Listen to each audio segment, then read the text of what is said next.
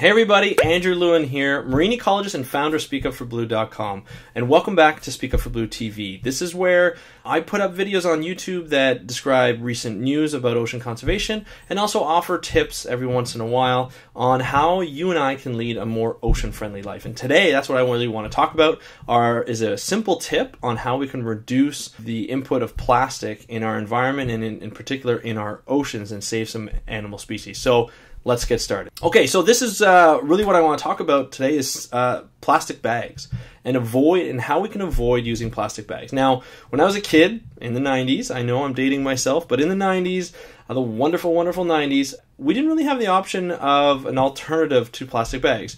My family, we used plastic bags everywhere. We used it.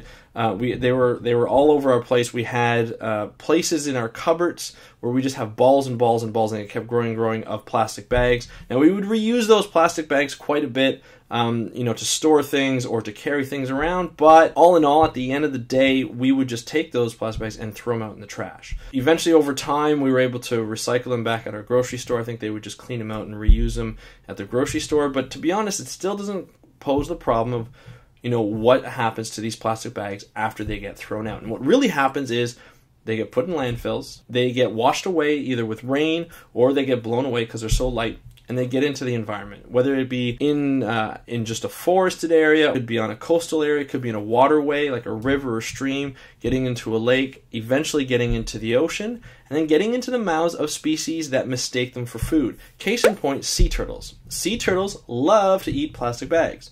And they don't just love to eat it because they're plastic bags, they actually think that they're jellyfish, a favorite food of the sea turtle. So what happens is the plastic bag will just kind of float upside down in the water column, and a sea turtle will come along thinking it's a jellyfish, eat it, either choke on it or swallow it, and it doesn't disintegrate and messes up their entire digestive system, which is obviously not good. We want to protect them. And other species as well, marine mammals like dolphins, porpoises, whales, sea lions and seals.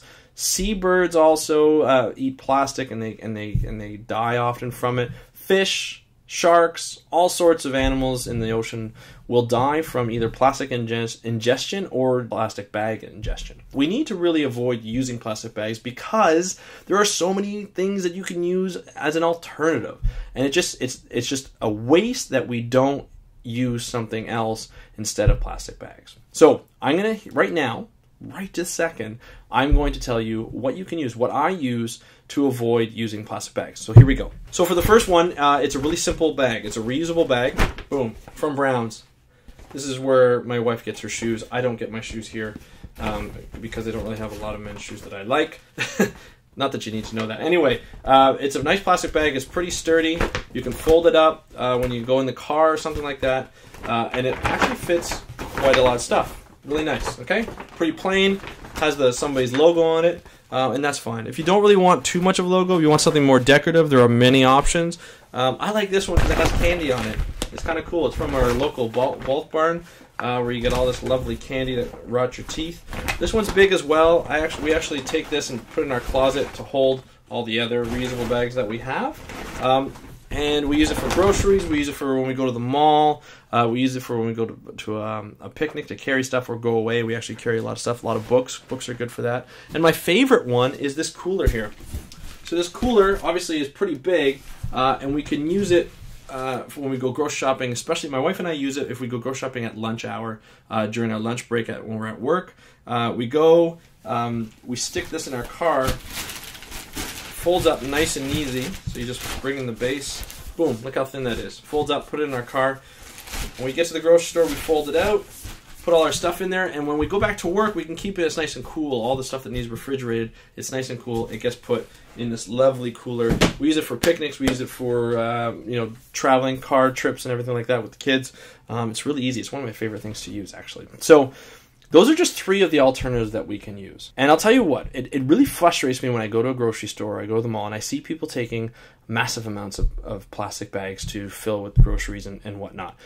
Because there are so many alternatives and we don't need plastic bags in our environment. There's no need. It's part of our wasteful living. And it can stop because we have so many alternatives.